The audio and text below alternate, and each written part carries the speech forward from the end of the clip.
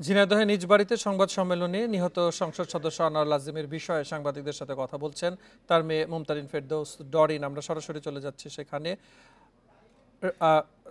সেখানে রয়েছেন আমাদের রিপোর্টার মোহাম্মদ ওমর ফারুক। ওমর ফারুক, আমরা যতটুকু জানতে পেরেছি যে সাংবাদিকদের সাথে কথা বলবেন আনোয়ার আজিমের মেয়ে, সেই কথাটি কি তিনি বলে ফেলেছেন নাকি আপনারা কোনো তথ্য সর্বশেষ কি জানতে পেরেছেন?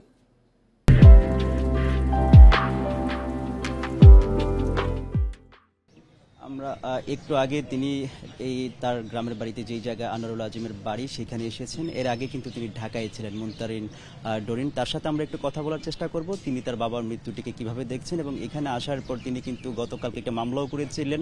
এই মামলার কি অবস্থা সবশেষ আমরা জানার চেষ্টা করব। এখন আমরা যদি যাই তার সাথে একটু প্রশ্ন করি যে আপনি তো একটি মামলা করেছিলেন, সেইখানে অজ্ঞাতনামা কয়েকজনের নাম বলেছেন, কিন্তু সেইখানে আমরা শুনতে পেয়েছি যে আখতারুজ্জামান শাহীনের কথা গণমাধ্যমে এসেছে, আর সেটি কেন আপনি মামলা করেছি আমি, কিন্তু আমি অজ্ঞাত নামে করেছি। আসলে করিনি, পুলিশ ইনভেস্টিগেশন করতেছে, তারা তদন্ত করতেছে। আসলে যদি তারা তাদের তদন্তর পরিপ্রেক্ষিতে তার নামটি যদি এখন আমরা তদন্ত করে তার নাম আসছে, এখন আপনারাও কিছু সময় আগে আমার কাছে প্রশ্ন করলেন যে আপনারা কি শিওর, আপনারা কিভাবে জানলেন যে সেই কিনা? তো তার পুলিশের কাছে অবশ্যই রিপোর্ট আছে, তো সেই রিপোর্টের সাপেক্ষে তাকে যখন অ্যারেস্ট করা হবে তখন আরও রিপোর্ট বেরিয়ে আসবে, তখন নাম অজ্ঞাত আছে, মামলা হয়ে যাবে। সেই প্রসিডিউরই আমি কাজ করেছি, কারণ নিজেও আমি ল পড়তেছি, আমি তো আইনের নিয়ম বুঝি, আমি বুঝে শুনেই মামলাটা সেভাবে করেছি। এই প্রশ্নটি করে আপনাকে ঠিক হবে কিনা জানি না, তারপরে আপনাকে করছে গণমাধ্যমের তথ্য বা গণমাধ্যম আসছে এবং পুলিশের পক্ষ থেকে বলা হয়েছে আপনার বাবা শাহীনের সাথে স্বর্ণ চোরাচালান থেকে শুরু করে বিভিন্ন বিষয়ের সাথে সংযুক্ত ছিল। এই বিষয়টি আসলে আপনি কিভাবে দেখছেন? এই বিষয়টি আমার কথা হচ্ছে, আমার বাবা, আপনারা যে নিউজ করতেছেন যে স্বর্ণ চোরাচালান এসব নিউজ করতেছেন, তা আমার বাবা তো 3 বারের সংসদ সদস্য। সে আজকে এই কালীগঞ্জ শহরে 35 বছর ধরে রাজনীতি করতেছে, 35 বছর ধরে ভোট করতেছে, জনসাধারণের সাথে মিশতেছে।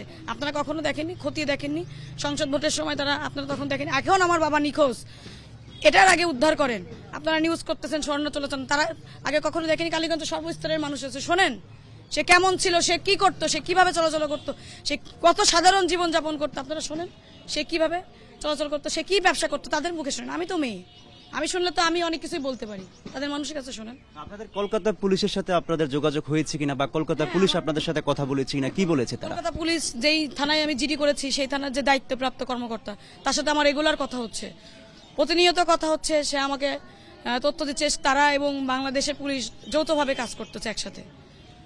তারা কিভাবে নিশ্চিত হলো যে আপনার বাবা সেখানে আপনার বাবাকে হত্যা করা হয়েছে?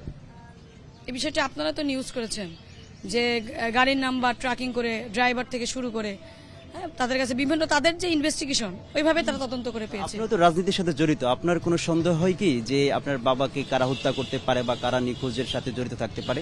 আমার সন্দেহর কথা আমি বলতে চাচ্ছি না, আমি এটাই বলবো যে যার কথা উঠে আসছে শাহীন নামে যে ব্যক্তি, তাকে ধরা হোক।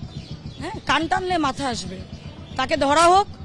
এর উপরে যদি কেউ নৈপথ্যকারী থাকে, যদি কেউ পরিকল্পনাকারী থাকে, থাকতেই পারে, রাজনীতি করে থাকতে পারে না, বলেন, থাকলে সেটা বেরিয়ে আসবে। এটাকে খতিয়ে দেখার জন্যই তো আমি মাননীয় প্রধানমন্ত্রীর কাছে আবেদন করছি যে তাকে যত দ্রুত সম্ভব তাকে দেশে নিয়ে আসে, তাকে আইনের আওতায় নিয়ে আসে বিষয়টি তদন্ত করুন।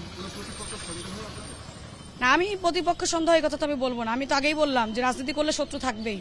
এজন্য আমি বলেছি যে এর উপরেও যদি কেউ থাকে, সে বিষয়টি তাকে ধরে খতিয়ে দেখেন। তার বড় মেয়ে ডরিন যেমনটা বলছিলেন যে এই তার প্রতিপক্ষ যিনি আছেন বা সন্দেহ তিনি করছেন না, করার পরে আসলে যিনি শাহীন আছেন তাকে ধরার পরে তিনি আসলে এই বিষয়ে পুরোপুরি বলতে পারবেন বলে তিনি আমাদেরকে জানিয়েছেন। এই ছিল আমার কাছে সবশেষ। ঝিনাইদহ থেকে জানাচ্ছেন আমাদের সহকর্মী মোহাম্মদ ওমর ফারুক।